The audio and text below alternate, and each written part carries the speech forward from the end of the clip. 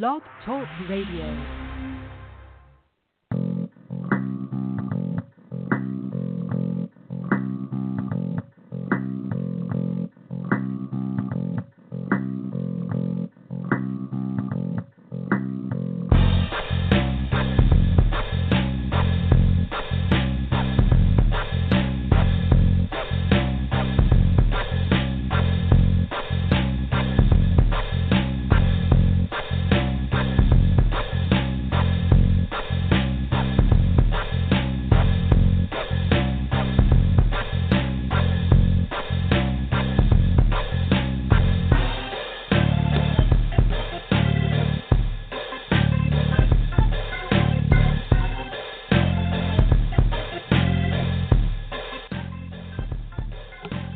Good evening. Welcome to The View Up Here. I am your host, Canadian Glenn, and it is September 5th, 2018. Wow, it's even turned down a little too much tonight, isn't it? Okay, and mistake number one, first 30 seconds. Not bad. See what I can do. Oh, in between. In between. Wow. Board is very slow tonight. Anyway, welcome to Blog Talk Radio. Get used to it. Conservative Party of Canada, Halifax Convention. More questions than answers? Well, the 2019 convention in Halifax has come and gone. So has Maxime Bernier regarding the party. Inevitable? Yes, likely. But the other inevitabilities are not remotely new in any way, shape, or form from the Party of Harper that insists Harper is history. But then maybe Emperor is in the rearview mirror. Considering past resolutions to reopen the legality of abortion and remove birthright citizenship.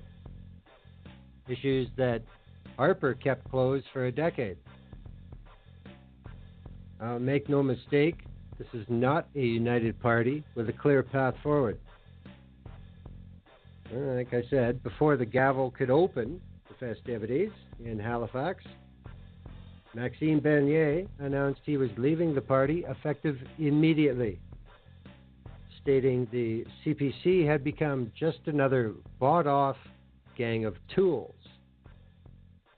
Better late than never, Maxime. It did garner big coverage, but with supply management being somewhat prevented from hitting the plenary floor, the intent from the party to eliminate all things Max seems pretty clear already. And an emerging issue in one riding in the entire country is now deemed part of national policy based on what looks like nationalism. Birthright citizenship, something dating back to the Roman Empire in practice, is now not acceptable to the majority of delegates to the Conservative Party. Courtesy of two well-organized anti-abortion groups, Canadian Life Coalition, and Right Now, the legality of abortion is back as a problem for these delegates. 27 of 30 changes were passed in plenary, most of which do not look forward but back to conservative unicorn land, be that the 2000s or the 1860s. Speeches to the delegates extolled the virtuous conservative world, according to Lisa Raitt, Doug Ford, Peter MacKay, Jason Kenney, Irving Gerstein, Hamish Marshall, and of course Andy Duty, Leader of the Opposition, Andrew Scheer. Meetings were held on information collection and usage relating to SIMS, Constituency Information Management System, the Conservatives' tracking software. You'll remember it from robocalls. C2W, click to website. And C2G, Sims to go. That is being able to enter information into their constituent database from doorsteps. Something that was originated in Alberta by the Wild Rose Party. Any connections? Gee, I don't know. These are all powerful tools or weapons in modern campaigning. And electoral districts were told 50% of their rebates would be clawed back to headquarters. Sounds pretty democratic. Now, the question the V up here has is why the answers from Halifax create so many new questions. Well, it wasn't boring. We'll give it that. I was fortunate enough that I was busy the entire time. I didn't watch a bit of it live. That probably really helped out my blood pressure. But we're going to cover quite a few main things that people need to remember or understand about the Conservative Party. First, Maxime Bernier. Now, first I'm going to turn to an article that was in the Hill Times by Sherelle Evelyn. This came out before the convention, before Bernier announced he was leaving the party. Tories must find a way to manage Max, but Bernier's selfish gesture won't cast too dark a shadow over the convention. So, this was the day before the announcement. As Conservatives huddle in Halifax this week to hash out their plan to topple the Liberal government next year, Tory MPs and politicos say they expect the convention's focus to firmly remain on 2019 strategy, despite the recent distraction caused by MP Maxime Bernier.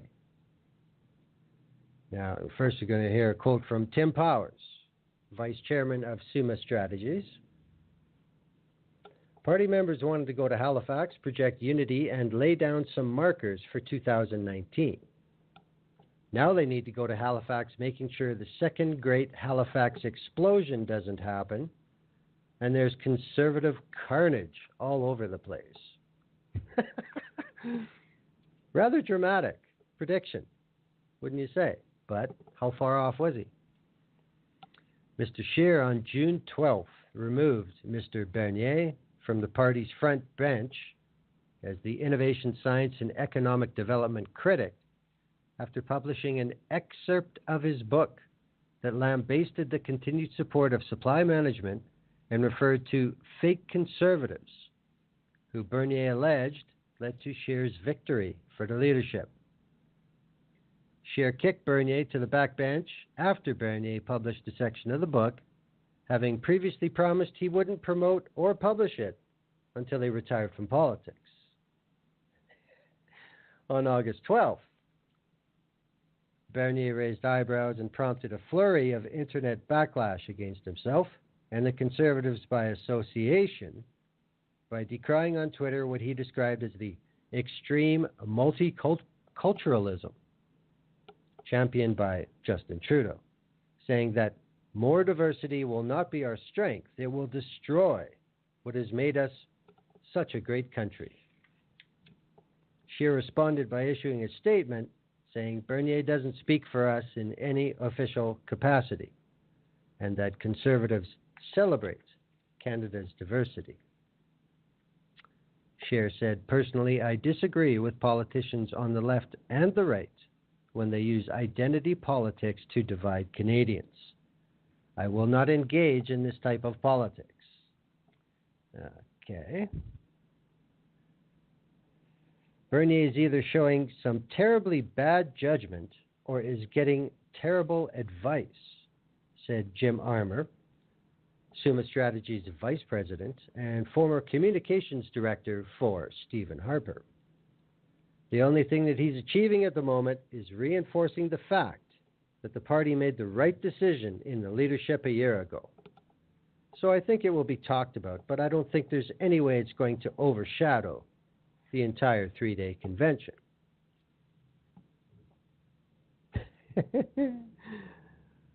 Observers and caucus colleagues told the Hill Times that Mr. Scheer is more or less competently walking the fine line needed to balance Mr. Bernier's outbursts and his libertarian supporters with the conservative big tent message, while keeping things focused on a win in 2019. According to party spokesman Corey Hahn, another familiar name of the past, 3,000 people are expected to turn up in Halifax this weekend, outstripping the turnout for the 2016 convention in Vancouver. Oh boy. Well, Mr. Powers said he likes Maxime Bernier on a personal level. He described the Quebec MP's comments as a hugely selfish gesture. Powers added, Mr. Scheer is doing the best he can. He will know well that keeping the coalition together is important. He will also know well, he said it himself, he believes in free speech. Okay. Interesting. Stella Ambler, a former Tory MP and the nominated candidate for Mississauga Lakeshore, said she thought Mr. Scheer could not be dealing with this any better. So, as we see before the announcement, it was, oh, Max is so silly. We're just talking about unity so we can win. Well, let's go one day further. August 24th. It's from the Globe and Mail. Laura Stone, Daniel LeBlanc, political right faces rift after Bernier quits Conservative Party. What a shock. On the first day of the Conservative Policy Convention in Halifax, the former leadership contender announced he was leaving the party and unleashed a scathing attack against Conservative leader Andrew Scheer, who narrowly beat him in last year's race. Standing by himself at a news conference in Ottawa, Mr. Bernier accused Mr. Scheer of being a moderate who depends on polls and focus groups to make policy choices. I have come to realize over the past year that this party is too intellectually and morally corrupt to be reformed, Mr. Bernier said, vowing that his new party will fight for more freedom, less government. I am now convinced that what we will get if Andrew Scheer becomes Prime Minister is just a more moderate version of the disastrous Trudeau government. Okay, Max, I find it hard to get your perspective with that statement, but okay, whatever. No MP or riding president has so far followed Mr. Bernier to the unnamed political entity that is not yet registered with Elections Canada. Mr. Scheer responded to reporters, I have always challenged Maxime to put personal ambition aside and to concentrate on the common ground that all Conservatives can rally around. Today it is clear that Mr. Bernier decided to help Justin Trudeau rather than his caucus colleagues in our team. Well, in that chapter of his political memoir, released in advance to the Globe and Mail in the spring of 2018, Mr. Bernier, who opposes supply management, which the party supports, accused Mr. Scheer of winning the leadership because of fake Conservatives from the Quebec dairy lobby.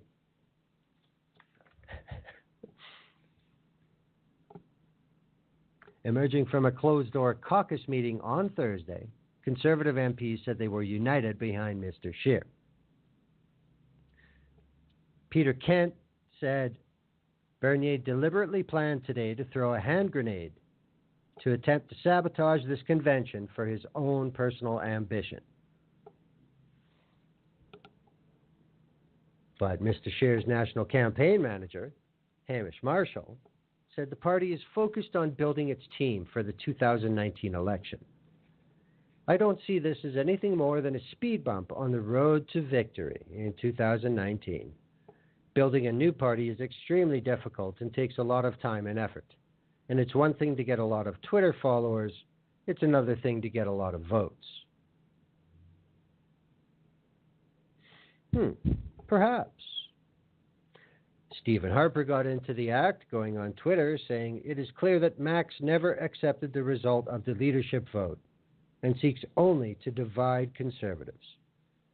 His decision today allows the Conservative Party of Canada to move forward united behind our leader, Andrew Scheer." Okay. Now, this struck me as very interesting because that's exactly what happened with the Jason Kenney, Brian Jean uniting the Wild Rose and the PCs. Yeah, we know how that works.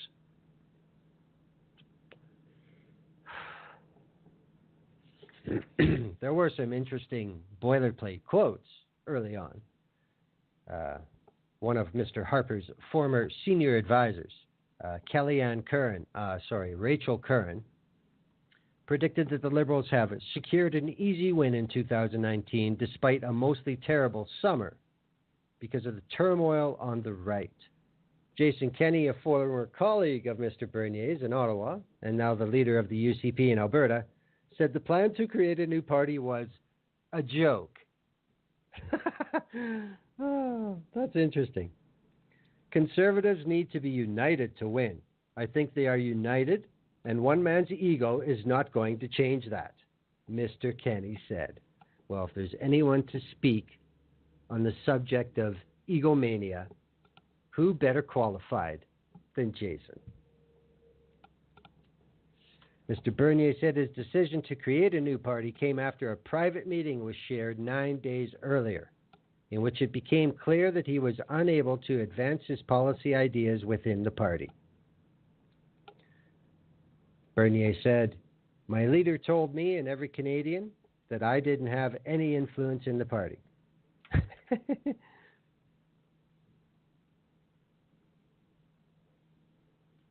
But already the groundwork was being laid for what Max was doing in Halifax.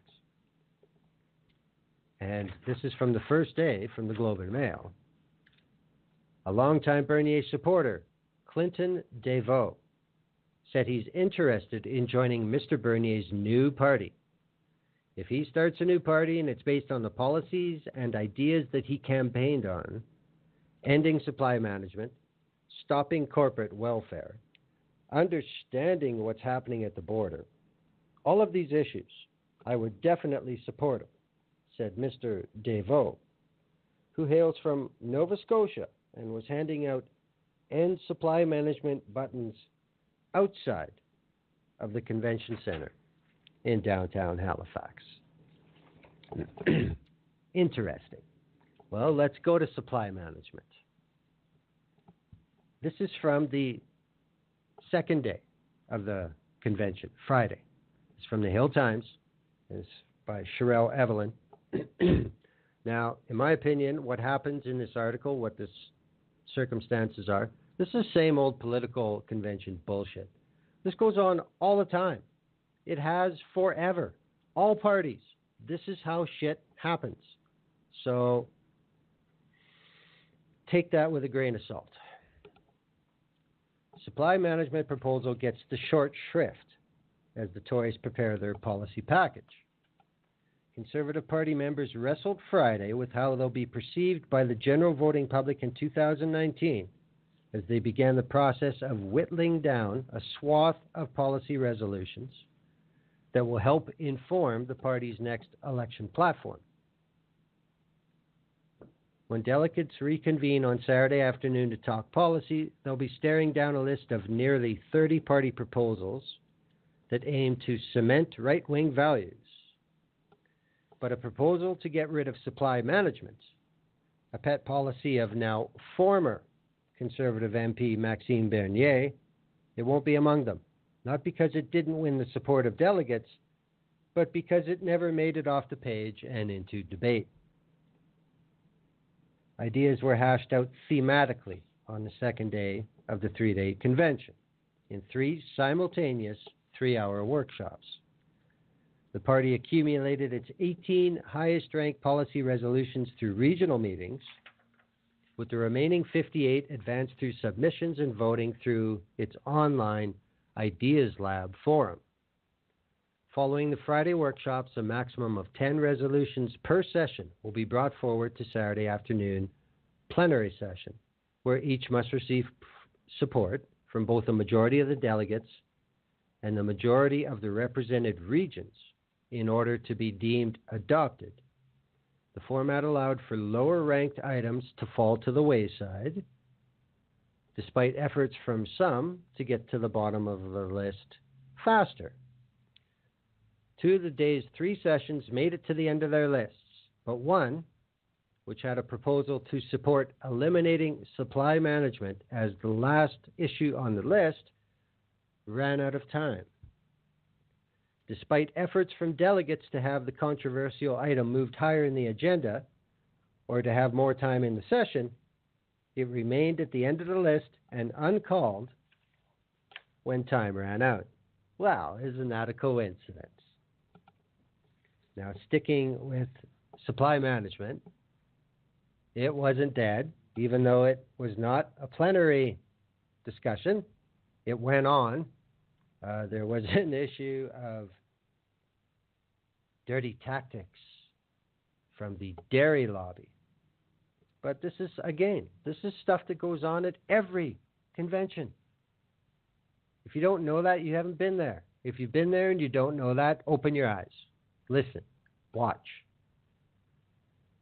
Now, August 28th, Tristan Hopper in the National Post. Full text of the dairy lobby briefing binder found on the floor of the Conservative Convention. Okay, remember, this is the National Post. For decades, one of the most powerful lobby groups in Ottawa has been the Dairy Farmers of Canada.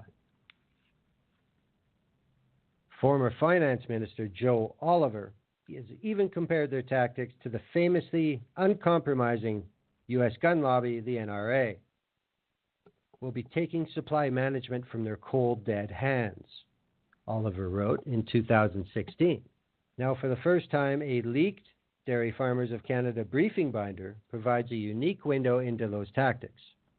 The document, found at the Conservative Party's National Convention in Halifax, was made public over the weekend in a series of social media posts by delegate Matthew Bexte, a recent U of C economics grad who lives on his family's farm near Vulcan, Alberta. In a statement, the Dairy Farmers of Canada told the National Post that the binder was stolen from a delegate at the convention. Bext called the theft allegation categorically untrue. Just hang on. I'm going to have something to drink.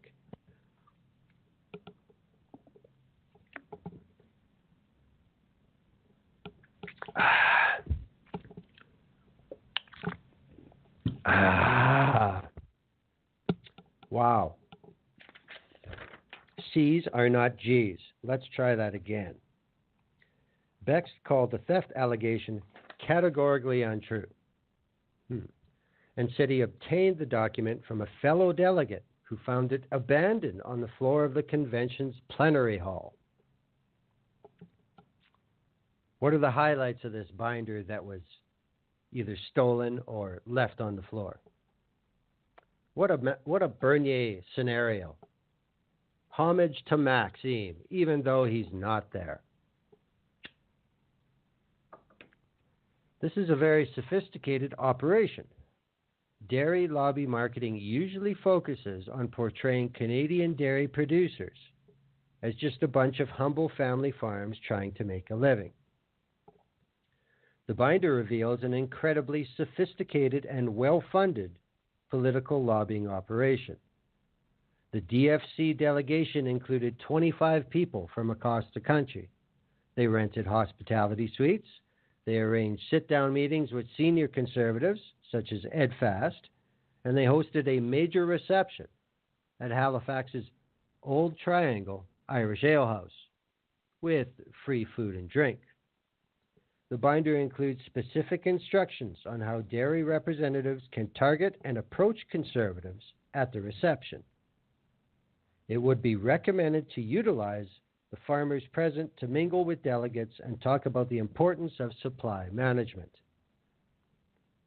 The most widely circulated excerpt from the binder out there is a section under the heading Safety Net. In it, the dairy farmers note that even if the Conservative Party membership turns against supply management, they have been assured by Scheer's office that he will not put supply management in an electoral platform, regardless of the outcome at the convention. Although not ideal, this does represent a safety net should our other tactics fail. Dairy representatives are also told to win over delegates with the line, Andrew Scheer supports supply management. A proposed social media plan in the binder even includes a photo of Scheer drinking from a carton of milk with the slogan, Love Canadian Milk.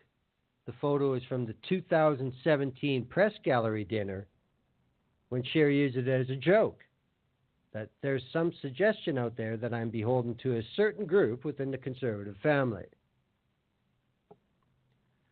Scheer's office did not reply to the National Post request for comments by press time, but in earlier statements to the Globe and Mail, a spokesman for the leader said, "We never had a conversation about what they put in their briefing book."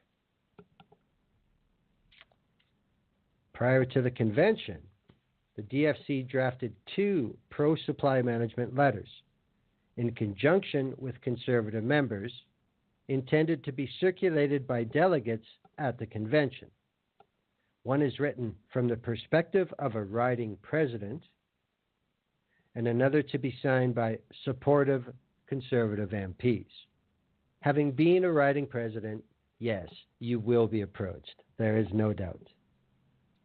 The text makes clear that these letters are meant to be framed as organic expressions of support from Conservatives and not the creation of dairy lobbyists.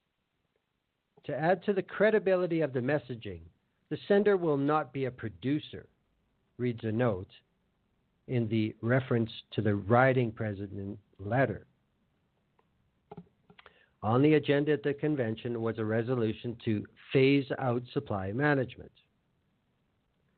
The binder details an incredibly complex DFC strategy to quash the resolution before it goes to plenary debate, and failing that, get it defeated in plenary. Multiple scenarios are detailed, along with proposed messaging for each one. This is all business as usual, people. What ended up happening was that the policy was never discussed at an initial breakout session and thus never came up for debate for inclusion in the Conservative platform.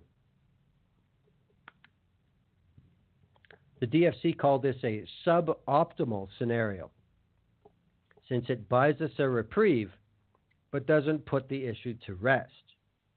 What they really wanted was for the policy to be brought up at the initial session and then immediately dismissed, something the DFC assumed would discourage supporters of this motion from trying again. Nevertheless, the proposed messaging for the suboptimal outcome was to say that there are still some voices in the Conservative Party that have yet to fully understand why supply management is good for Canadians. A table in the binder lists 34 Conservative MPs, which the DFC deemed to be supportive, and 9 which are unsupportive. The table also includes information on which MPs have a history of having supported Maxime Bernier and whether they represent a riding with more than 50 dairy farms.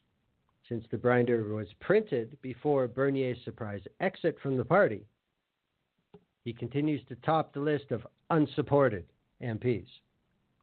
With Bernier gone, that list now only includes David Anderson, Cypress Hills Grassland, that's Alberta, Kevin Sorensen, Battle River Crowfoot, that's Alberta, Dan Albus, Central Okanagan Similkameen Nicola, BC, Alupa Clark, Beauport Limoilou, Quebec, Tony Clement, Parry Sound, Muskoka, Tom Kmiak, Calgary Shepherd, Alex Nuttall, Barrie Springwater, Oro Medonte, Ontario, and Len Weber, Calgary Confederation. So of the 8 unsupportive, 1, 2, 3, 4, 5 supported Bernier. So they know their players. They have their program. Dairy delegates were presented with a list of pro-supply management arguments to be used if pressed on specifics by Conservative attendees. It includes the claim supply management is not a significant trade barrier, which is a fairly hard-to-swallow argument when right now U.S. negotiators are jumping up and down about supply management. In Canada, consumers pay a fair price for their milk, reads one briefing note. Take a look at the parliamentary record, and you can find multiple instances of the phrase fair price being used to defend supply management by MPs of every party. A major pillar of the strategy outlined in the binder is that without uncompromising support for supply management, the Tories are throwing away their electoral chances.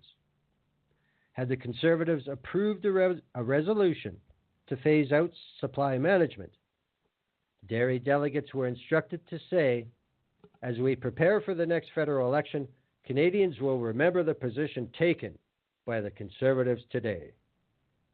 To bolster this point, the binder includes a DFC-commissioned Nanos poll claiming that nearly 3/4 of Canadians support supply management.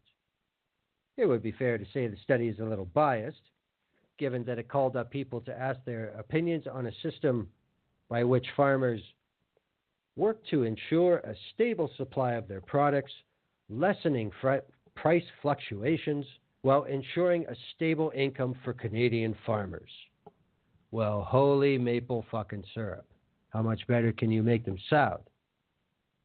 Notably, it may be biased when you consider Angus Reid polled about supply management last year, and only 29% supported keeping it. So yeah, you may get a little bit of difference there. But Maxime's biggest issue disappeared. Now that leads to what has happened after the convention. We're going to jump ahead to last week. This is from the Hill Times, from Jolson Lim, Sherelle Evelyn, and Beatrice Paez. This was on the 29th.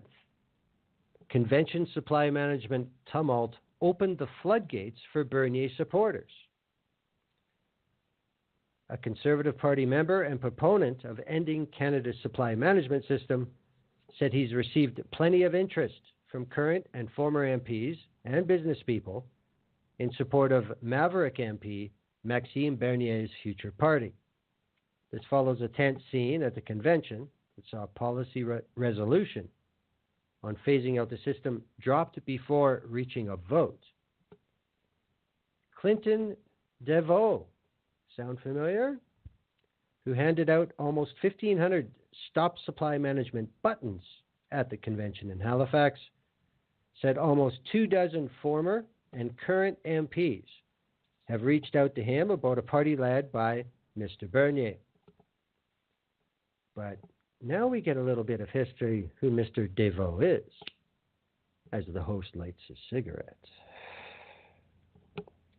Mr. DeVoe, whose family had a large dairy farm and egg farm operation on Cape Breton in Nova Scotia, told the Hill Times in a phone interview on August 28th that he has known Mr. Bernier for more than a decade and reached out to him.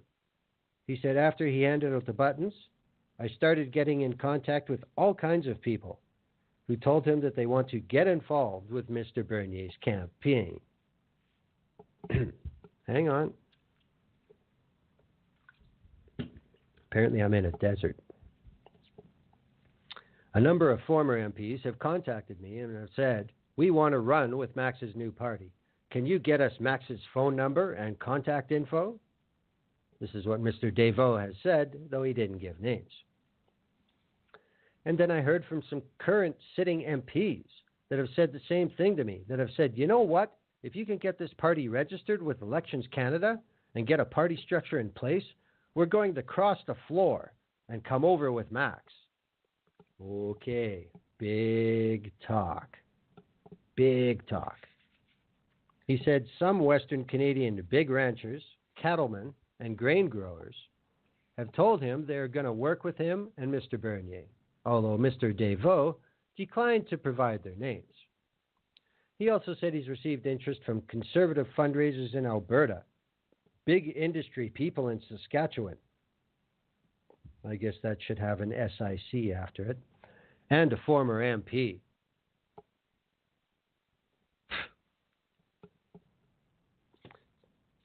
Nathan Weber, a conservative delegate from Vancouver Kingsway, who attended the Halifax Convention and supported the resolution, said he's since left the party and has been asked to join Mr. Bernier's team by Mr. Desvaux. He told the Hill Times at the convention on August 25th that he was going to be in a conference call with Mr. Bernier and his team in the next couple of days. Okay.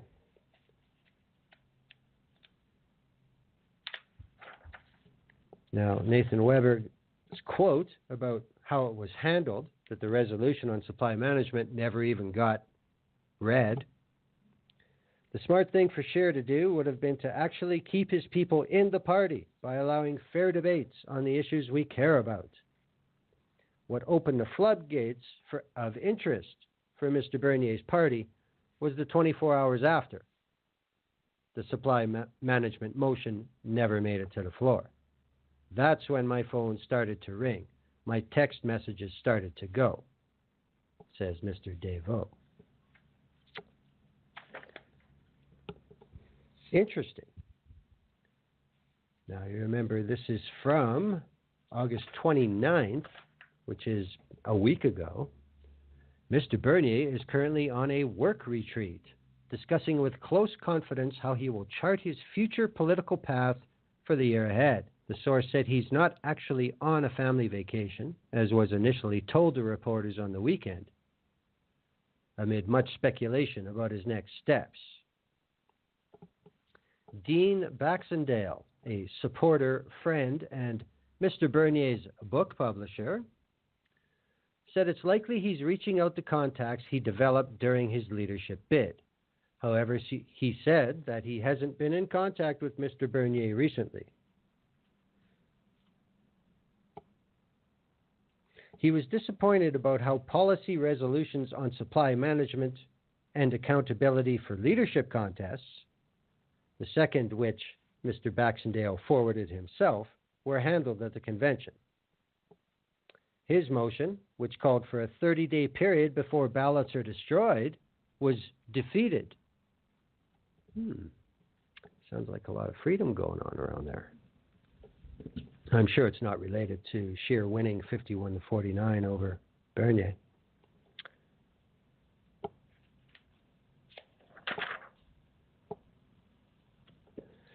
This article goes on to speculate about where Bernier could possibly be getting support from.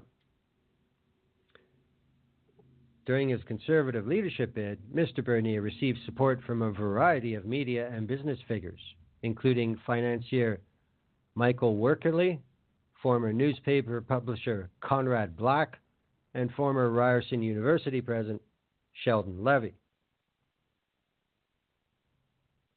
Pierre Pomerleau, Montreal-based construction executive. Shane Wenzel, Calgary-based housing executive. Each of those men contributed the maximum, $3,100, to Bernier's campaign for leadership. Wealthy lawyer and businessman David Asper said since taking a position as chair of the Winnipeg Police Board, he is no longer active politically. Okay. At this point, what this is reporting, nobody in caucus is publicly standing behind Bernier. Nobody. And of course, the Tory talking heads in the Senate like Carignan and Husakos have to say how crazy Max is. Mad Max. But then if you go to today, what is the story today on September 5th? Maxime Bernier has raised $90,000. He says he is working with Elections Canada on the paperwork. He intends to reveal the new party logo next week. Popcorn. Popcorn. Okay, that's supply management. There's lots more. These are conservatives. The next thing was over birthright citizenship. Just going to read a couple things. One before the fact, one after the fact. Before the fact comes from August 25th. From HuffPo. Yes, believe it or not, on the view up here, this article is by Ryan Maloney and Althea Raj. Federal Tory delegates vote that being born in Canada should not guarantee citizenship. Birthright citizenship should be barred to anyone who doesn't have a parent who is a Canadian citizen or is a permanent resident. That's what Tory delegates said in a vote Saturday at their policy convention. Currently, anyone who is born on Canadian soil receives Canadian citizenship, something that has spurred concerns about so-called birth tourism. Ahead of the vote, British Columbia MP Alice Wong spoke in favor of the motion, saying, "Passport babies take away the resources of our system, which endangers Canadian mothers." Now, I will say that Alice Wong is the Conservative MP for Richmond Centre. "We should fight for our own babies," Wong told the crowd of 3,000 gathered at the Halifax Convention Centre. But a Quebec lawyer told delegates that the proposal would involve extreme measures for a so-called problem. He warned it would create stateless children in Canada. Alberta MP Deepak Oprai urged delegates to stick with the status quo. "This is a fundamental question of equality out here. Any person who is born in Canada, by law, is entitled to be a Canadian. We cannot choose who is going to be a Canadian and who is not going to be a Canadian." That's Deepak Oprai. Oprai told HuffPo Canada after the vote that he spoke out because he has a fundamental belief that a Canadian is a Canadian. "We have seen around the world governments take citizenship away from people they don't like. We should stick to the law, and the law states anybody born in Canada is a Canadian." Now, the veteran MP said he is not bothered that many Tories feel differently than him on the issue. Oprai said, "I'm a Conservative too. I stand with my convictions very strongly." Now, the resolution, which is non-binding, was supported by a slight majority of delegates from across the country. It amends the party's policy book to state, "We encourage the government to enact legislation which will fully eliminate birthright citizenship in Canada unless one of the parents of the child born in Canada is a Canadian citizen or permanent resident of Canada." Of course, the immediate damage control started. And, of course, the first thing they said, because, this is such a grassroots process and everything, it's up to the leader to decide where, if he's yay or nay. Doesn't matter. Just doesn't matter. Welcome to democracy. But wait, there's more. Now, why the damage control immediately? Well, I'm going to read you something from August 27th, a couple days after that, from the Edmonton Journal by Paula Simons. "CPC rejection of citizenship law is the true threat to Canadian values." I'm going to read this in its entirety from Paula. "If you're born in Canada, you're Canadian. It doesn't matter who your parents are or when and how they came to Canada. If you are born here, we claim you as our own. It was the fundamental compact we made with the immigrant settlers who left their homelands behind to take a risk on a new life in a new land. Yes, we told them, it may be tough to start over again in a different country, but your children will be Canadians, no matter what, equal to all other Canadians. For me, that commitment to birthright citizenship has always been a point of patriotic pride. Citizenship by birth is part of our Canadian identity, something that sets us apart from many other countries that simply don't work that way. Of course, Canada didn't make up that rule. It's a British legacy, a legacy of empire. Anybody born in the British Empire was a British subject, whether they wanted to be or not. The British, in turn, borrowed it from the Roman Empire. It was the Roman Emperor Caracalla who established jus soli, or right by soil, which made every free person born in the Roman Empire a Roman citizen, largely so they could be taxed and they could be drafted into the armies. But here we put a more welcoming spin on jus soli.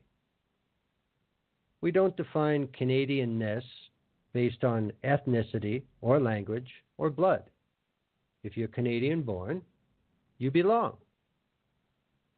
So what are we to make of the new policy adopted by the Conservative Party of Canada to eliminate jus soli citizenship? Gotta flip the page. Ostensibly, this policy is designed to combat the practice of birth tourism, a small but growing trend in the Vancouver area, particularly in suburban Richmond. Please recall what riding Alice Wong is from. According to the BC government, as of 2016, there were approximately 26 baby houses in the region. Upscale bed and breakfasts where pregnant women, primarily from China, come to await their births. The South China Morning Post reported in June that non-resident mothers were responsible for 19.9% of all births at the Richmond Hospital in 2017-2018. That was up from 17.2%, 384 out of all 2,228 births. Taken in isolation, the idea that almost 20% of all babies born in Richmond are the children of maternity tourists is shocking, but it's a very local phenomenon. Only 2% of all births in BC are to non-resident mothers. In Alberta, Alberta Health Services says it sees only a handful of such births a year.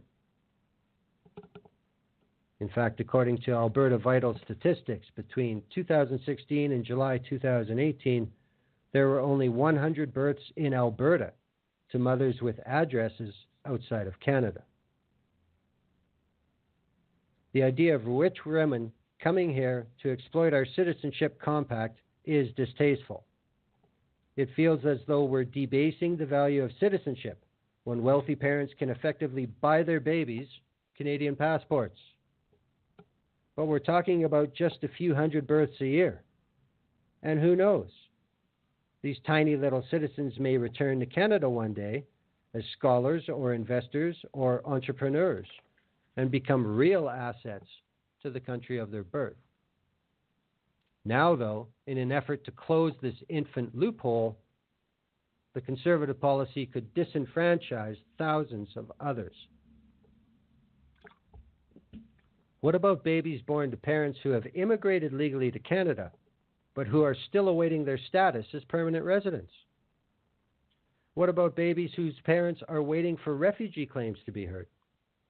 What about babies born to women here on student visas, or to parents on NAFTA work permits?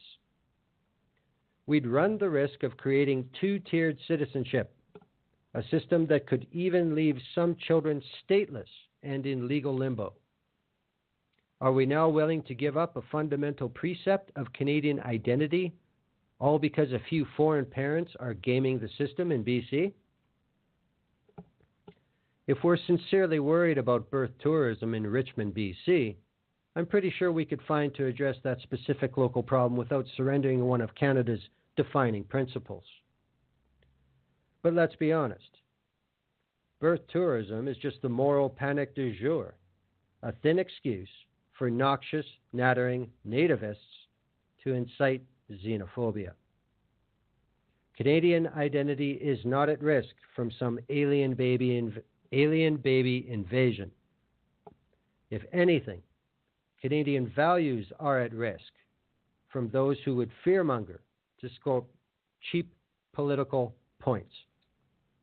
In a country that needs more young citizens, let's not let those who would sow discord among us rob the next Canadian generation of its birth rates. And I kind of screwed up reading it, but seems to be happening a lot tonight. But an excellent article by Paula Simons. And I certainly agree with the tone and the intent of it.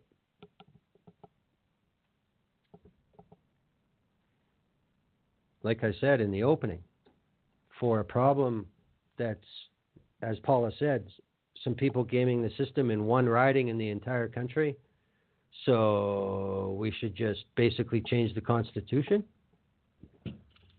Sure, good thing them conservatives are into small government. Okay, let's get to the biggie. Abortion.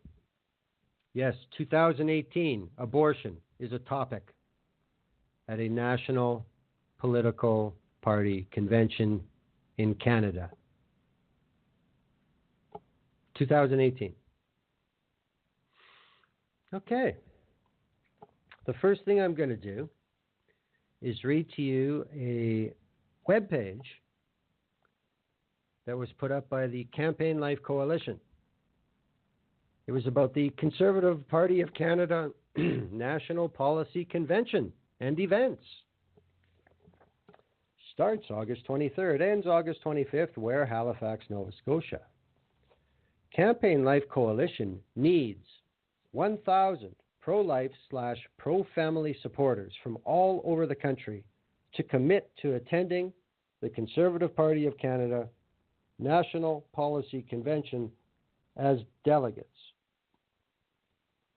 The National Policy Convention presents pro-life and family CPC members with an invaluable opportunity to vote in favor of important socially conservative policy resolutions.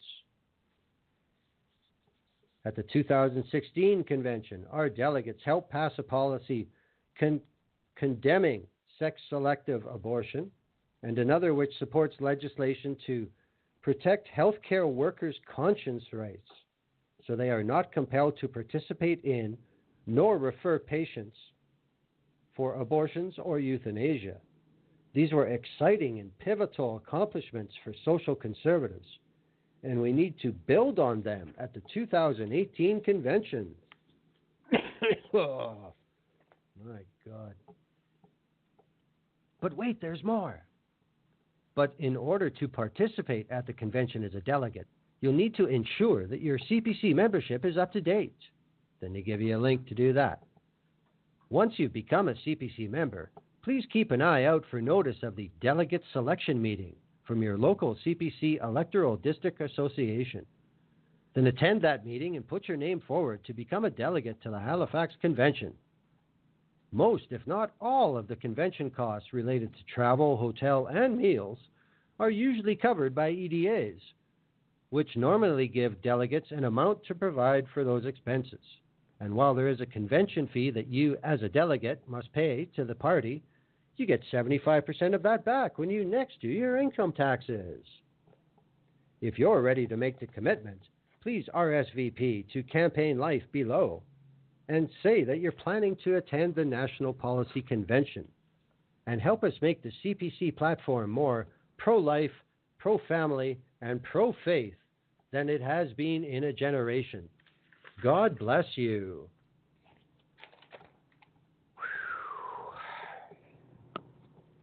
2018, this is where the Conservative Party has activism within.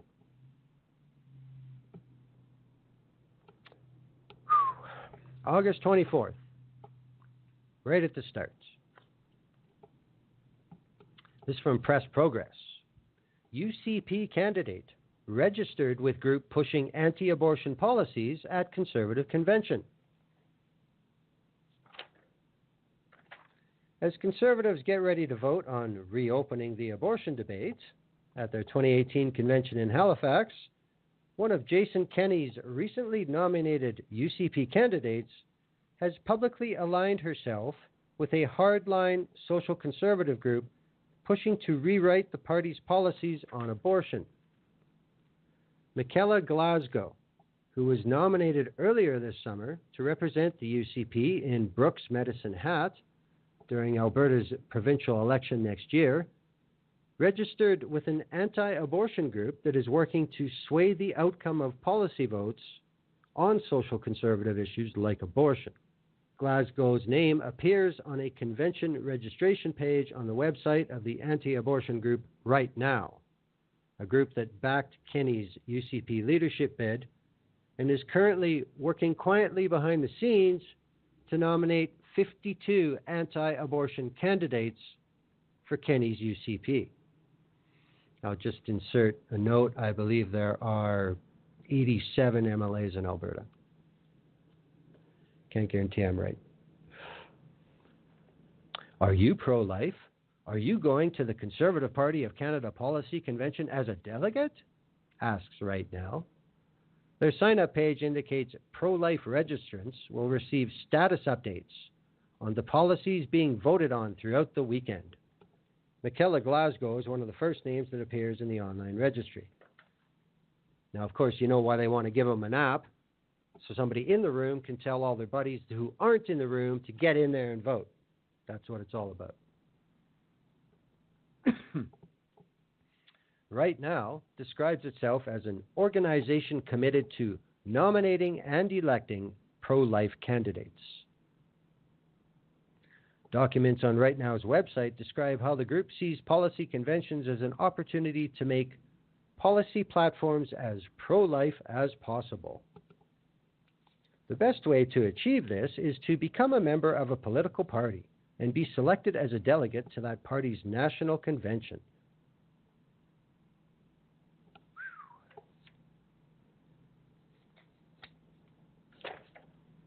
Now, on Friday of the convention, Right Now and social conservative delegates were behind a successful push to force a vote on changing the Conservative Party of Canada's official policy on abortion.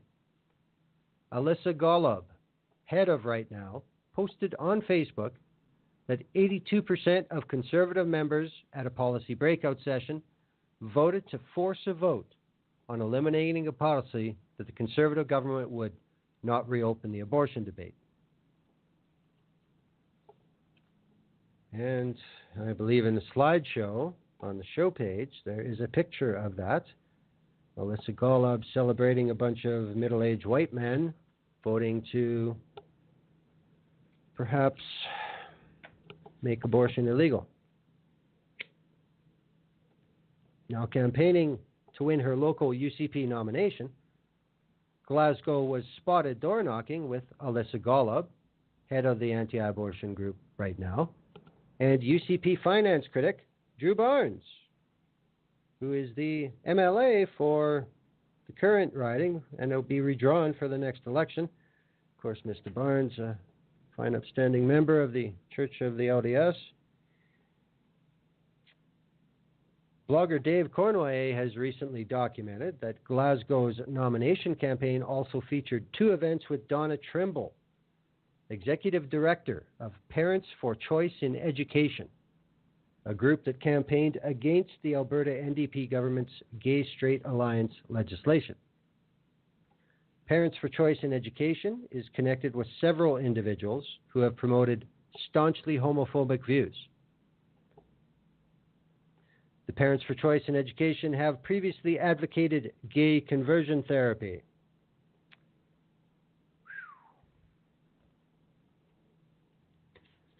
These are the people who are being the loud minority and the connected minority. This is no different with the dairy farmers of Canada being able to influence what happens about supply management, regardless of what the membership thinks. These people are doing the same thing on a social issue. Same thing. Then we go to August 25th. It got through the first session. It made it to plenary. It's from the Canadian Press. Conservative leader Andrew Scheer reiterated his pledge not to reopen the abortion debate. Hours before, party members voted to uphold the existing policy. So, it stayed the way it is. The party policy currently says a conservative government would not support any legislation to regulate abortion. And Saturday's vote of 53% to 47% means that policy will stand.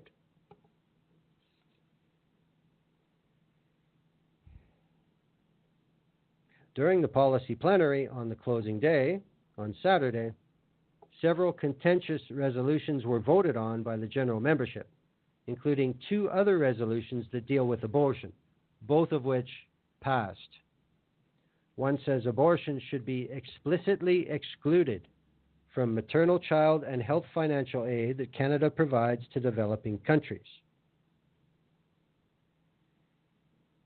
Of course, why would you want to pay for birth control in Africa? This is right back to Harper policy that the Trudeau government got rid of. That resolution passed easily. Another resolution supporting legislation to ensure that any child born alive should be given every opportunity to sustain life passed with a margin of 63 to 37. That resolution was supported by Campaign Life Coalition. But at least, at least before the plenary votes took place, Scheer had the balls as the leader of the party to publicly say he welcomes open debates and discussions among the members, but he will remain unequivocal in his stance that he will not entertain divisive social issues, including abortion. So there you go. He did show leadership within. A lot of noise, nothing changed officially in the policy book. But you think that, like I said, you think the DFC has got power? These people pay memberships. They volunteer their time. They're on EDA boards.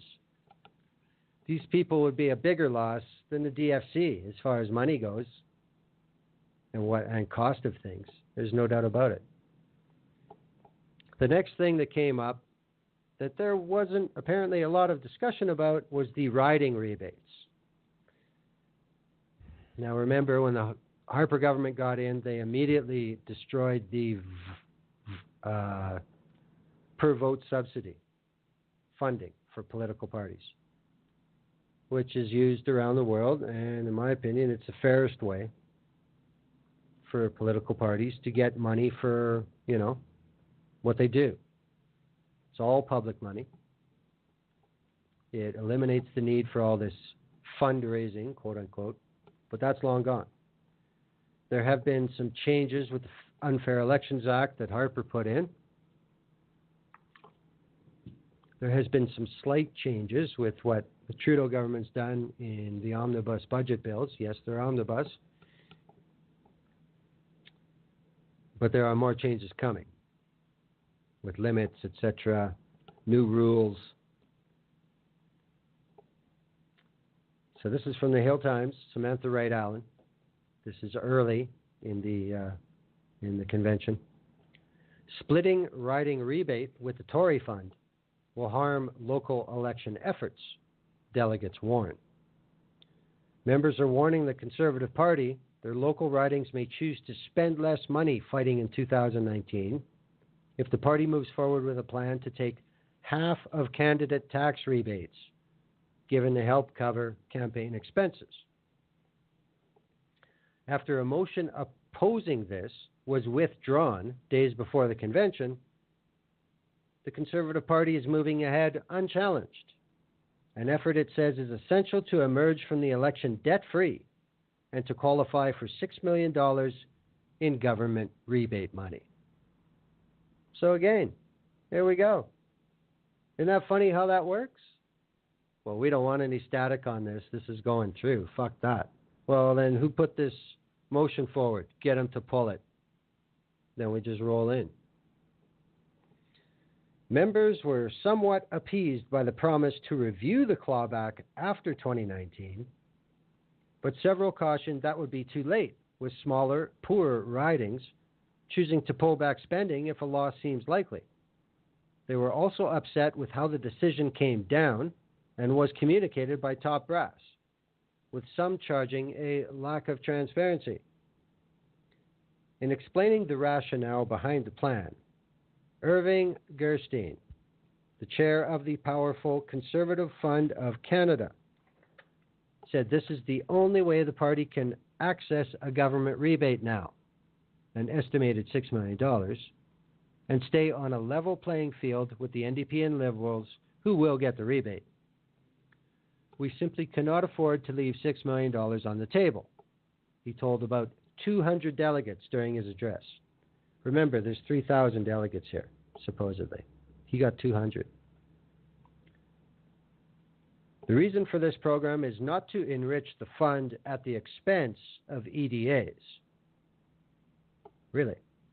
He noted the party is having to adjust, given a $20 million loss to the coffers, now that there is no money left over from the per-vote subsidy, which Conservatives eliminated while in government. This rebate returns 60% of expenses to the candidate, and under the new rules, the federal Conservative Party will take half of that. The candidate rebate sharing program is the only way for the party to qualify for the GST-HST rebate from the Canada Revenue Agency. There we go. That's how there's been changes. Omnibus budget bills. Even so, this step being implemented on the 338 EDAs with basically shut up and take it, Mr. Gerstein presented a picture of financial health with $8.5 million cash in the bank at the party level and $23 million in the bank with the EDAs across the country. The latest report from Elections Canada shows the Conservatives took in $18.84 million in donations last year. The Liberals raised $13.89. In 54 reporting quarters since 2005, Mr. Gerstein said, there have only been 4 quarters where the Conservatives have not done better than the Liberals, and there's never been a calendar year where that's the case. Ralph Shaw, president of the EDA for Carleton, Ontario, said it took quite a bit of effort to get the board to withdraw the motion it had sponsored and put him in an embarrassing situation. When all this came to pass, there was no consultation that I'm aware of, no transparency extended to us, and certainly no communication. Had that all occurred, we would never have put forward Motion 190. So, what does that tell you right there? This is an EDA top dude, and he says flat out, oh, it is a complete mistake that we wanted to talk about this. Oh, no, we're fine with this. Wow. Meanwhile, Samuel Ingram, President, Riding Association, Etobicoke Centre, said they were very disappointed by the lack of consultation. He said, I now understand it, but I do express our concern how it happened. It's absolutely imperative that the National Council commit to better communication with riding associations in the future, because if you don't, we don't know what the hell you're talking about. Calgary delegate and chartered accountant Nancy Murdoch said the plan to access the rebate is brilliant. She said ridings getting less back from the reimbursement may spend less during the election. And that in turn will mean the party may get less back than they're expecting.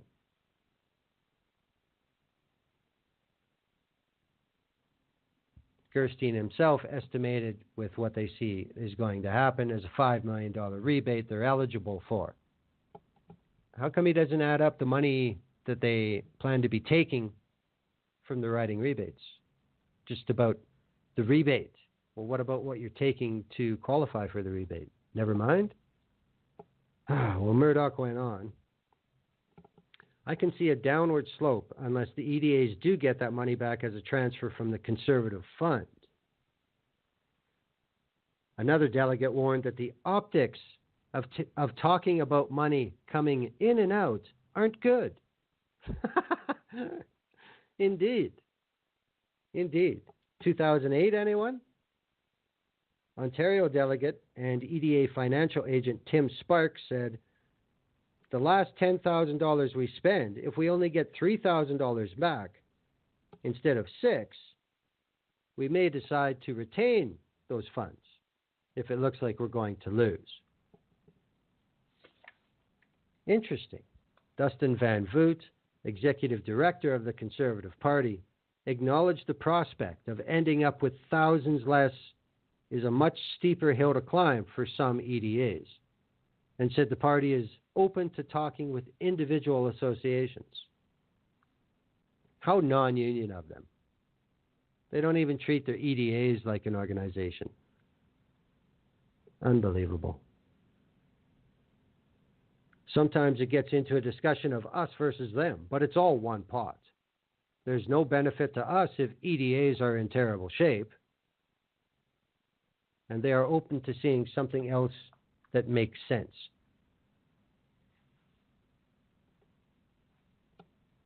Mr. Van Voot added they wanted to offer a simple plan to start that was fair, same rules for everybody, regardless of size, that they could sell to membership. Well, that's flat tax mentality. It hurts those at the bottom the most.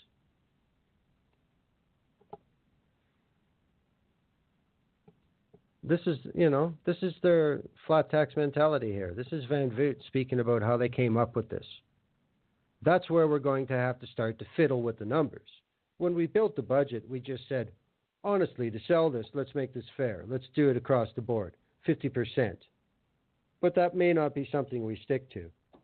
Well, you spin a wheel? That's not any work at all. And he did confirm that they would not go higher than 50%. Christ, I would have hoped so.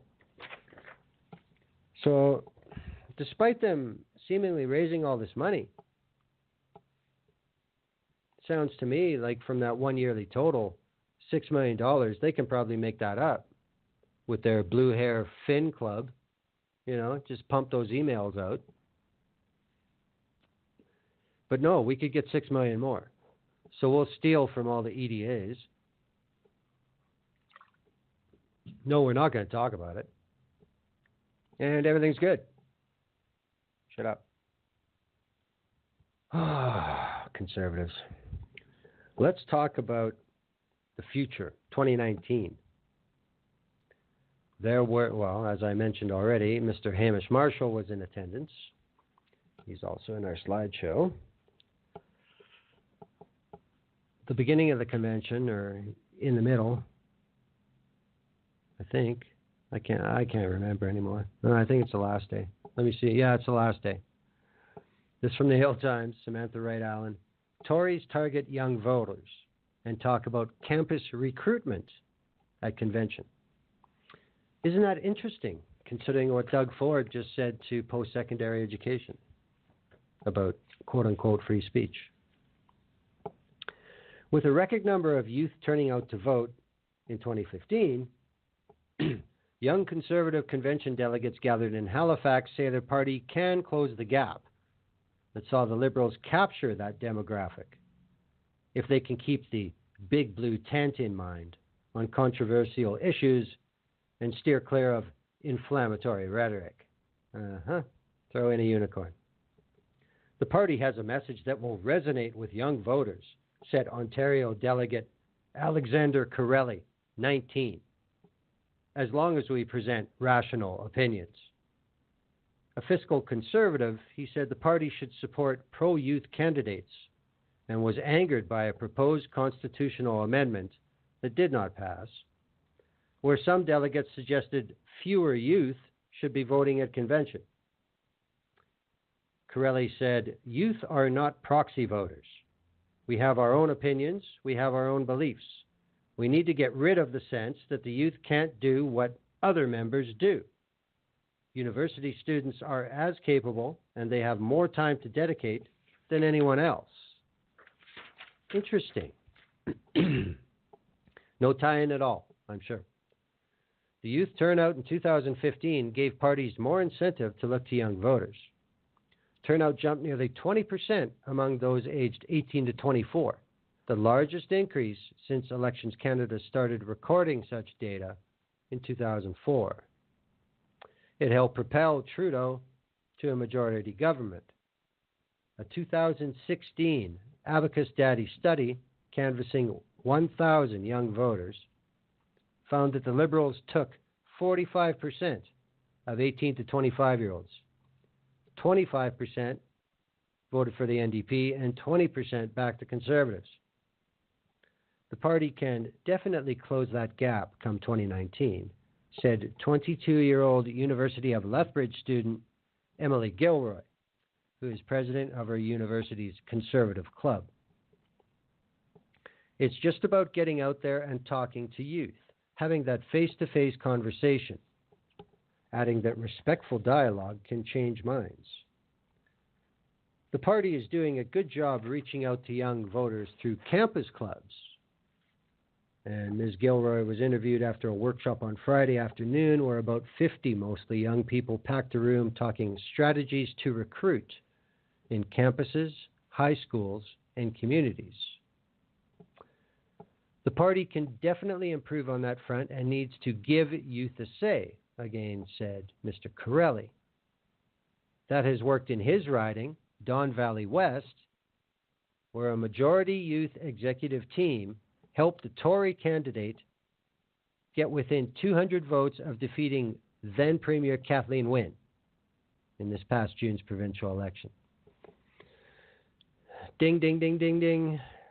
This is a federal party convention, federal delegates talking about him being on a board in a provincial PC riding and working to get Wynne defeated at a provincial level. This is party cross-utilization. The Conservatives are by far the masters of this, and it's a powerful tool. There's no doubt about it. That's why Alberta and Saskatchewan are, supposed to be whatever the hell we are. That level of youth leadership was unusual, but he said that the provincial team members are now turning their eyes to the federal riding held by Liberal MP Rob Oliphant. There you go.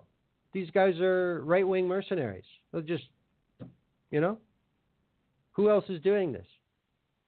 And to what degree? Now, Mr. Corelli is also president of the Conservative Club at the University of Waterloo. We can recruit as effectively as long as we present rational opinions. On the policy front, the party needs to be more conscious of the environment, steer clear of social issues like abortion, which the majority of younger Canadians support. Yeah, you figure? The majority of Canadians, period. We need to be careful because we are a big tent party. We need to be conscious of what views it's going to take to win 10 or 20 years down the line and what youth we want to attract now. What? Only a young person would say that. Like you can predict what a party is going to look like or the electorate's going to look like in 10 years. Shut up, kid. Back to Ms. Gilroy. The party needs to break that stigma of how Conservatives are seen. Gee, I wonder why. It's the freedom to be who you want, love who you want, be who you are, If you're a social conservative, libertarian, pro-life, pro-choice, there's a spot for you in our big blue tent. Isn't that an interesting little statement? Because you look at the first line, be who you want, love who you want, be who you are. What general movement, sector of society do we associate that with? LGBTQ immediately pops to mind. And look at what that includes to Ms. Gilroy. Social conservatives, libertarians, pro-lifes, pro-choice. That's it. I don't see any mention at all. Ridiculous. The question of image came up throughout the workshop, where Speaker Ty Hapke, president of the Saskatchewan Party Youth, urged members to be visible, but present yourself in a calm, moderate, and simple manner. Some tips? Maybe leave the MAGA red hat at home. Don't say fake news. Don't get in crazy Twitter battles. And be cautious with dank memes and inflammatory rhetoric. I'm not trying to stifle anyone, but just do it in a civil way. We need to control the narrative. Take it back from the other side. Don't let them tell us what we are. Okay, Ty.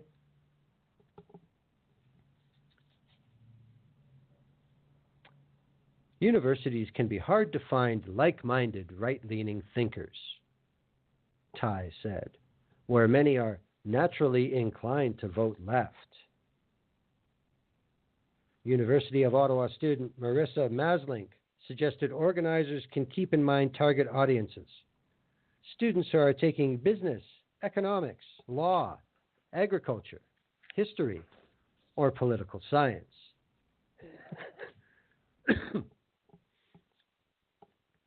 Toronto delegate William Luke said the party has a lot of answers for millennials like him. I'm very passionate about the party attracting younger voters, millennial voters as well as urban voters. At this time, many millennials are finding themselves in an economic precarious situation, noting youth unemployment is high and most find it difficult to own property. And the Conservatives are going to fix this? Edmonton delegate Michelle Gosselin got involved in the party as a teenager, and the now 40-year-old says she wants the party to hear more from its young voices, like her 16-year-old. Our job is to get more engaged youth at the EDA grassroots level. She is the financial agent for her local EDA. They care about environment, LGBT rights, immigration. It's just a way of engaging them to hear their voices. Well, they seem to be aware of what's happening in the rest of the world. I don't know how willing they are to open that up. I mean, like I said, the statement about be who you are, free, we. Yeah, we'll let some pro-choice people in, but otherwise, social conservatives, libertarians, pro-life. Big tent. Real big. Also on the same subject, this from The End. This came out August 29th in the Hill Times. Sherelle Evelyn, Samantha Ray Allen. Drawing from a new well, Tories look to party outsiders to quench voters' thirst for change.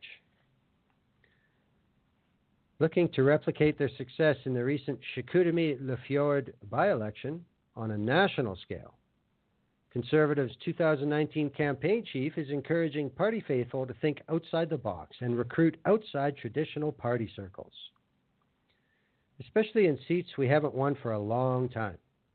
Going back to the same well again and again can be perhaps not successful. So cast the net wide, said Hamish Marshall, standing room only audience in the Halifax Convention Center meeting room.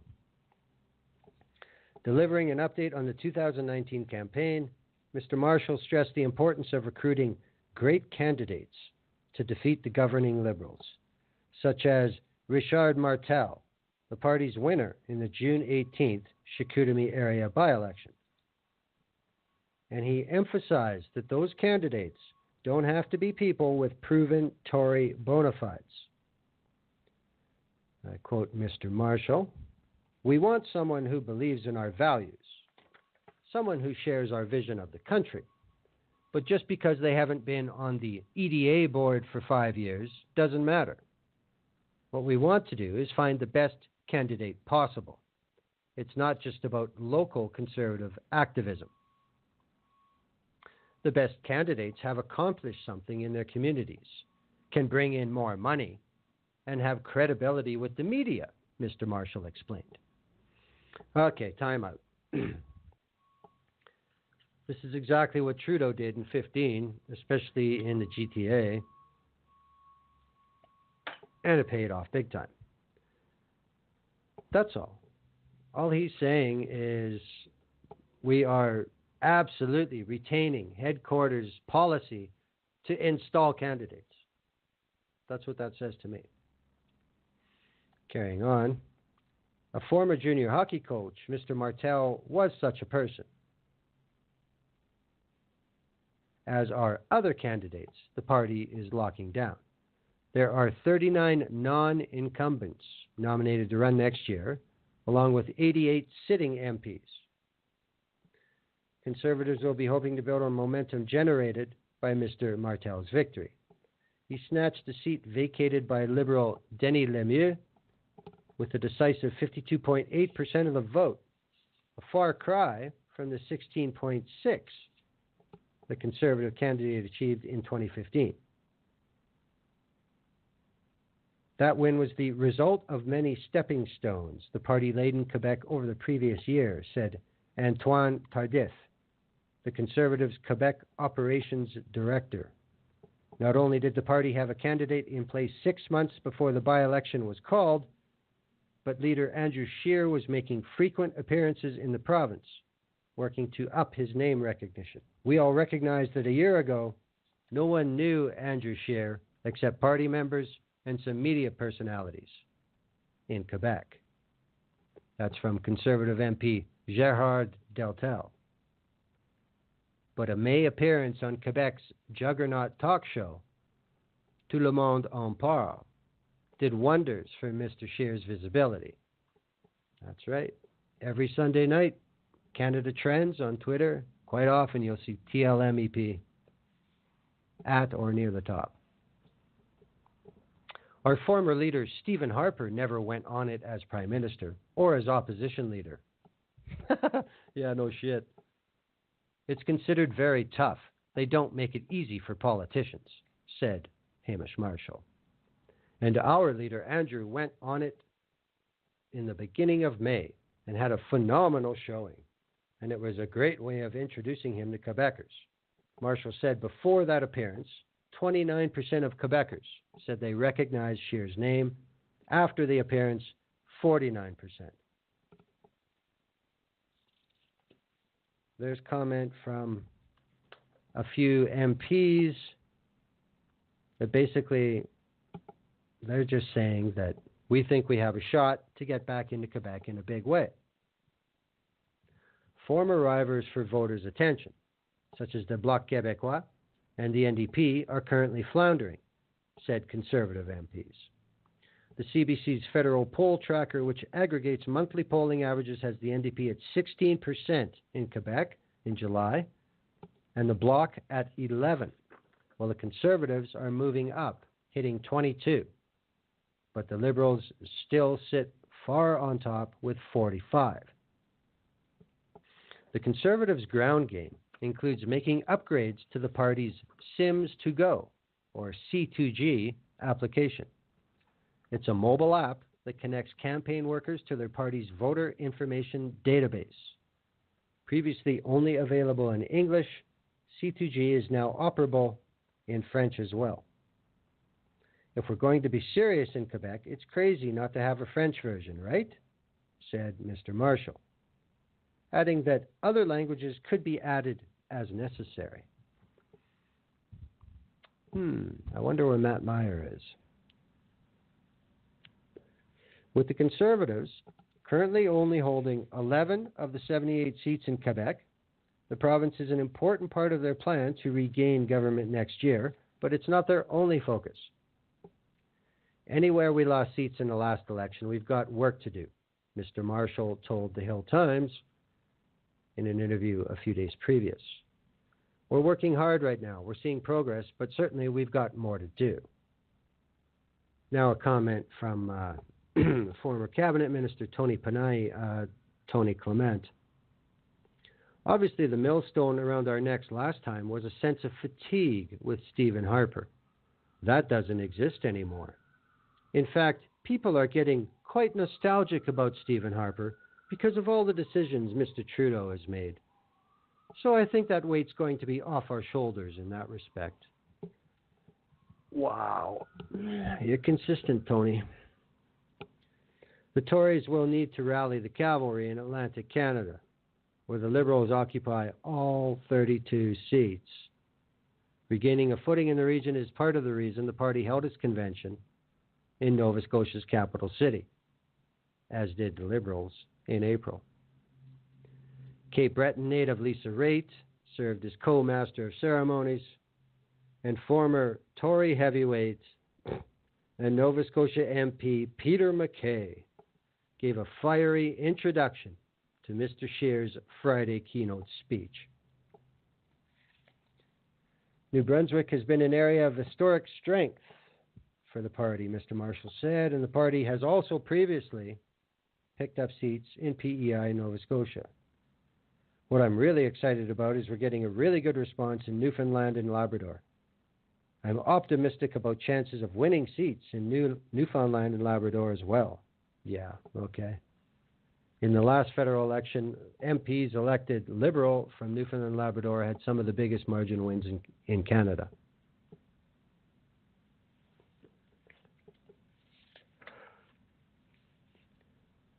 Earlier this month, Mr. Scheer completed an Atlantic Canada tour, spending about a week in the region.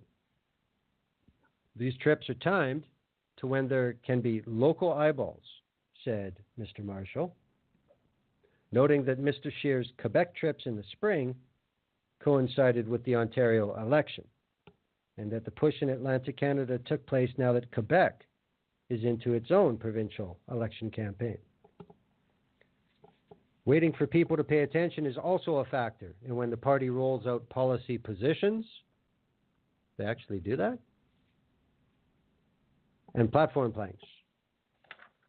He acknowledged that there's often a frustration amongst party activists, campaigners, and amongst our friends in the media about why we haven't announced policy X or policy Y, or why we haven't put out our platform yet. Patience, patience, patience. Here's some classic Hamish Marshall for you. The average person thinks about politics about 6 minutes a week. And so we need to make sure that we're putting out policy and putting our most exciting things in the window at a time when people are paying attention. That awareness comes the closer we get to an election or around something big happening. Wow. Mr. Marshall seemed unconcerned about Mr. Bernier's explosive exit from the party. Let's wait and see whether or not there is another party that actually gets off the ground and what that actually looks like. Noting that that event didn't change any speeches or any events planned for the convention. I think at worst this is a speed bump on the road to victory. Spoken like a true campaign manager. What did leader Andrew Scheer have to say? Now, as we just heard, he had the keynote address. For My Politics, Kelsey Johnson.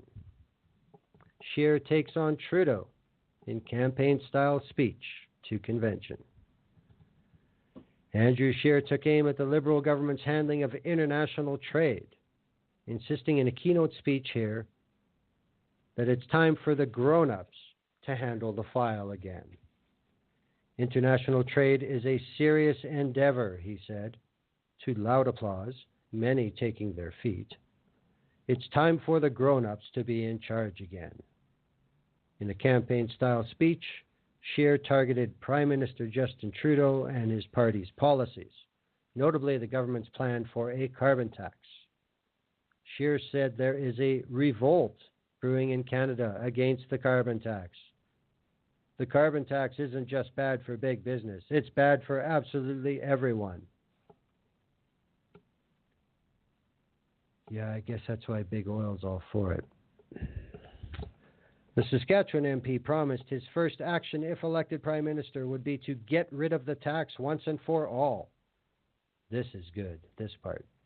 Scheer also accused Trudeau of robbing from our children, arguing the country's books are in a mess caused by the deficit spending of the current government. Short memory, Andy. He also offered up a plan for dealing with the United States. We need to stop pumping cheap fuel into the American economy. We need to get our resources to new markets. And we need to compete with other countries on taxation and regulation instead of rolling over. Wow. I don't even know if I want to get into that. We don't send fuel. We send diluted bitumen for the most part. There are no new markets. And we don't need to lower taxes or cancel regulations. Nice try, though. The former Speaker of the House of Commons also revealed some of his personal life, part of an ongoing effort to introduce Scheer to Canadians. He has remained an enigma to many since taking the helm of the party some 15 months ago. He spoke of his upbringing in Ontario in a small townhouse in Ottawa with little family income and few luxuries. His roots show, he said, that he has more in common with ordinary Canadians than his liberal rival, who was born into family wealth and privilege. At least Justin had a real job for a while. In his speech, Scheer called attempts to remove statues and images of Sir John A. Macdonald, Canada's first Prime Minister, a disgrace, noting many other historic figures have ties to dark moments in Canadian history. I'm proud to say that we are the party of Canada's first Prime Minister, the father of our federation, and the visionary who made this land possible. I think it's a disgrace that we're allowing extreme voices in this country to erase our proud heritage. I don't have to say anything. You all can judge that for yourself. He warned Canadians away from the forces of political correctness, which he says are converging on contrary ideas and even on legitimate criticism. As an example, he cited Trudeau's confrontation last week with a woman at a campaign event in Quebec, where the Prime Minister parried questions about the cost of irregular border crossers coming into the province with accusations of racism and intolerance. Well, post-fact, post-event, Trudeau was proven right, but that don't matter to Andy. He wants to impose his personal views on the country and demonize those who don't accept them. Okay. And did his keynote speech make any mention at all of Maxime Bernier? Nope. No chancey.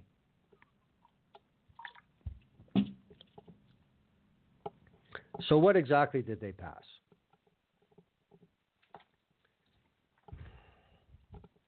I'm going to go to Postmedia. This is Matt Strickland.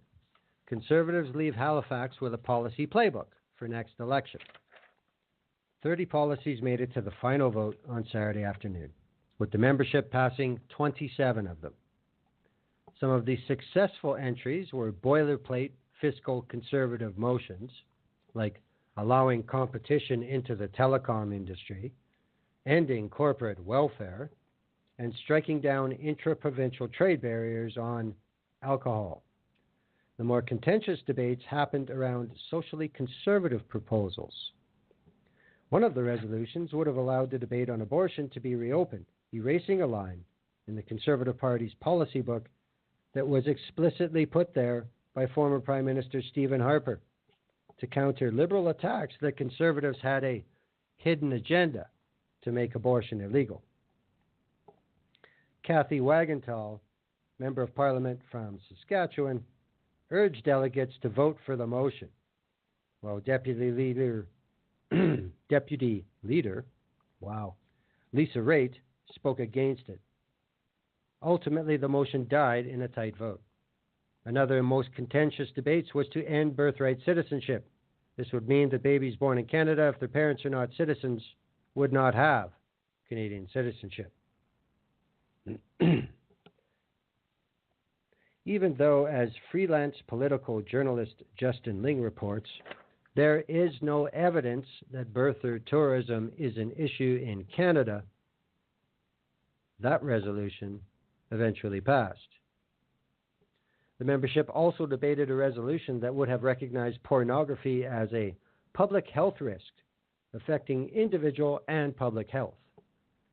Advocates for the resolution argued that this was a motion to protect women. Advocates against said the state doesn't belong in your browser history. It was defeated. Some of the policies passed may have some interesting implications should they become law. The Conservatives ended up passing a motion that ensures government-funded programs don't need to endorse government ideology in order to be eligible for government funding. They also passed a motion that would ensure freedom of speech for all Canadians. Speaker said this was necessary as universities, which are funded in part by provincial governments, were restricting freedom of speech. Ding, ding, ding, ding, ding. Now you know why Ford did what he did when he did it.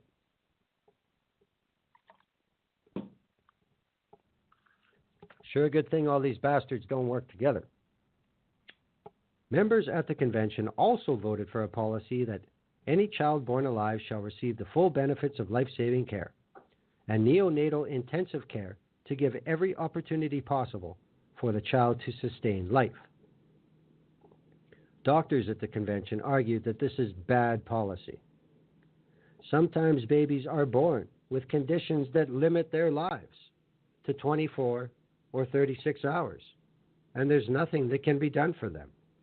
It would force medical professionals to keep the baby alive, even if it was against the wishes of the parents, or if there was other care they could be providing.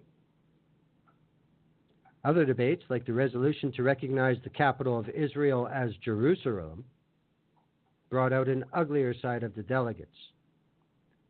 One voting party member from Niagara Falls prefaced his comment by saying he wasn't anti-Semitic and loves the Jews to death. He then complained that, "I don't want garbage in this country," before continuing on to say that Syrian Civil Defense Force troops were actually ISIL members and urging people to search YouTube for conspiracy theory videos.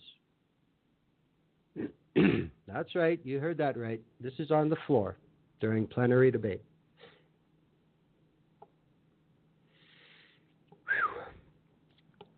The departure of Maxime Bernier from the party on Thursday meant that the lack of policy vote on supply management was a hotly contested issue.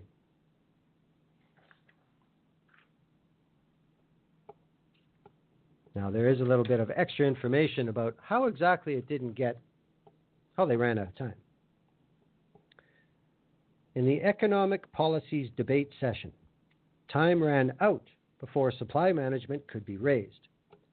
Some delegates believed there was an effort from the party to block debate and prevent a vote, pointing out that the session was moved to a smaller room where standing votes were not allowed and voting was delayed by 30 minutes.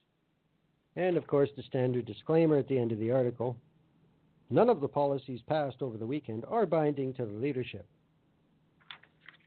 So, thanks for, I don't know what. Making money for Halifax. What do we got for time? Okay, got a little bit here. I've got a copy of the National Policy Committee Convention package. This was put out on Thursday night. So this was available for plenary, no, Friday night. So this was available for plenary on Saturday. There are some very familiar old motions put forward, as I mentioned, this, and corporate welfare. Yeah, conservatives have always been real big on that. There is a motion that there shall not be a carbon tax with a conservative government, period, ever. That came from Calgary Centre. Surprise, surprise. There's one from Fredericton saying that with a conservative government, they're going to do everything they can to build a pipeline to Atlantic Canada because they want tankers and spills there too. And Irving Oil needs to get richer. There was a motion about economic development put forward by the Yukon EDA.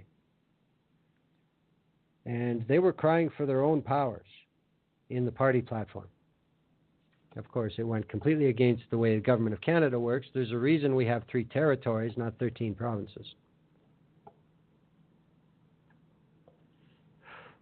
The interprovincial trade of alcohol motion was put forward by Edmonton Strathcona. Way to go. Which will be up for grabs because Linda Duncan will not be running again. Single tax return for Quebec from the EDA of Louis Saint-Laurent. There was a motion to help harmonization of professional and trade certifications. In many ways, this is already done, has been for a very long time in Canada, except for Quebec. It's called the Red Seal.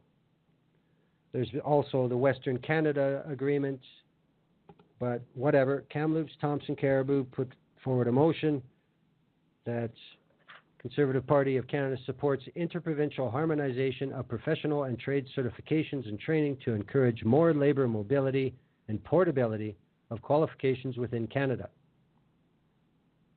Blah, blah, blah. What this doesn't mention is that provinces have different intakes for temporary foreign workers and for the preferred program. So you can bring them all in Ontario and you can disperse them across the country and everything's fine. The qualifications are good. Carlton Trail, Eagle Creek was the one who put forward the one about ending so-called corporate welfare. Blah, blah, blah. National security, blah, blah. Same old, same old. Vancouver Centre. ABCs of competition. They want to increase competition in Canada between airlines, banking, cell phones. Yeah, oh, yeah. Yeah, invite the Americans in for that for sure. Sherwood Park, Fort Saskatchewan. Simplify the tax code. What are they not saying? Flat tax.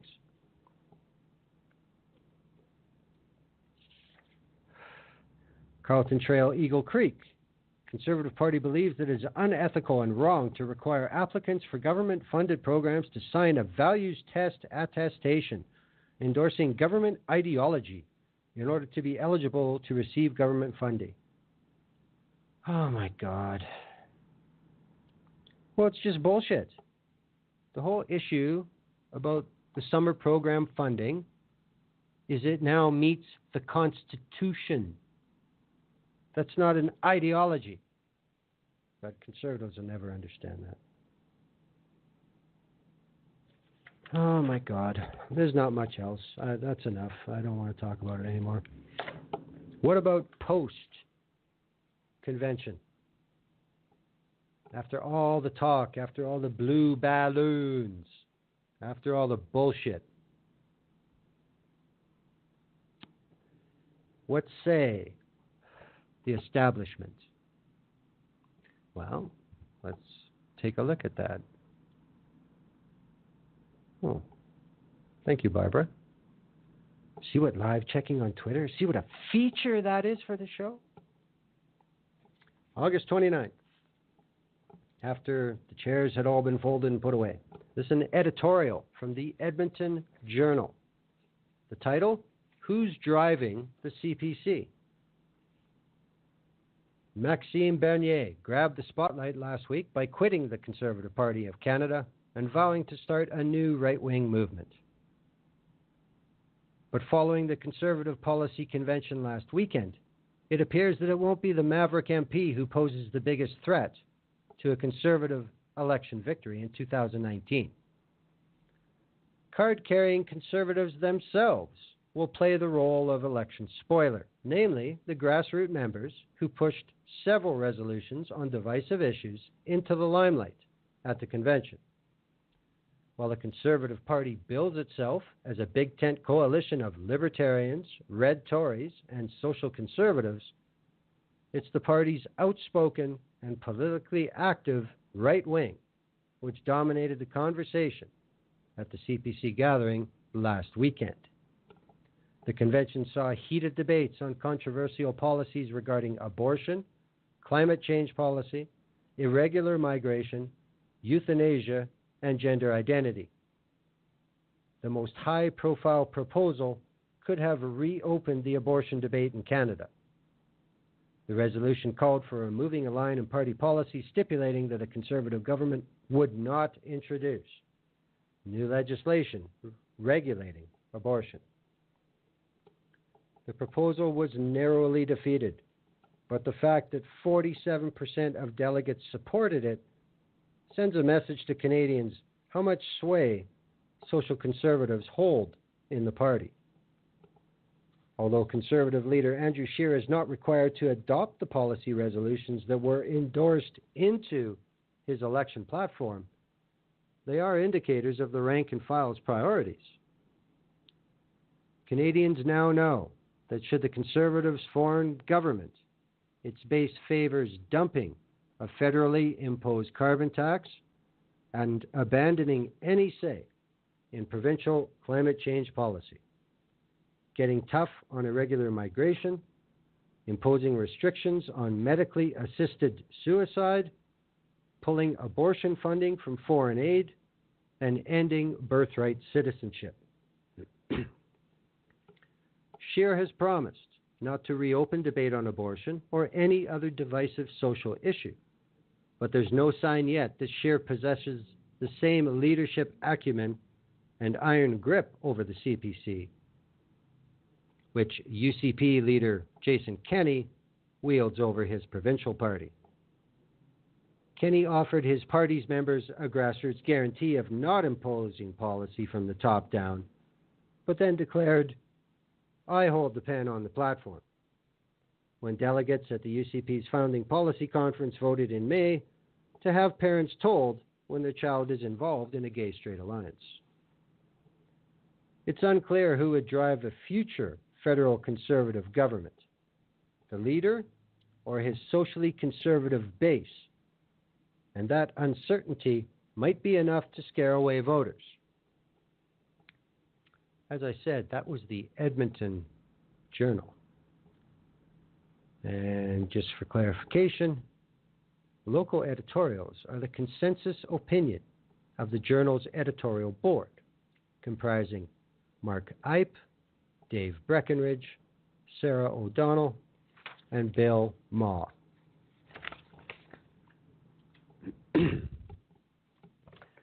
Remember before festivities started, when Tim Powers said that he was hoping it wasn't the second Halifax explosion. Well, let's go to post-convention. In the Hill Times, Tim Powers. Bernier may not be most lingering challenge for the Conservatives after Halifax.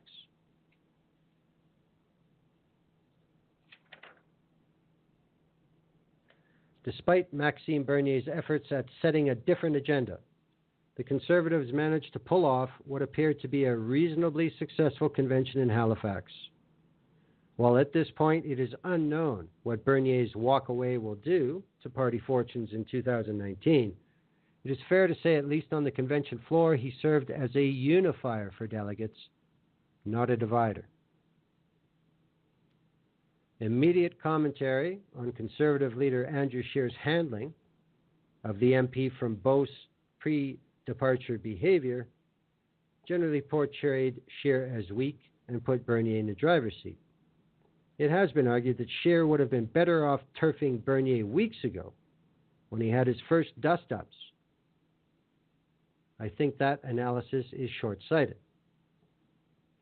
Scheer, by letting Bernier be the architect of his own departure, didn't martyr his former leadership rival. Quite the contrary, though he no longer possessed a critic's portfolio and was rightly rebuked on his mangled diversity comments, Bernier certainly wasn't muzzled. In Stephen Harper's time, Bernier's bad matters might have been met with full expulsion. Instead, Bernier was allowed to be a member of the team until such time as Max decided that it wasn't for him. Had Scheer forcefully removed Mad Max from Team Tory, legitimacy would have been afforded to Bernier's argument that the party was morally bankrupt and afraid to discuss real policy change, like ending supply management, something Mr. Powers admits and many others support.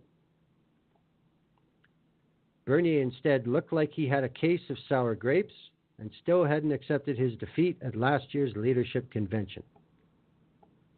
When he decided to call the party he once aspired to lead a bunch of losers, he sounded less like a crusading maverick and more like someone embittered by defeat. In other words, someone who did actually lose something.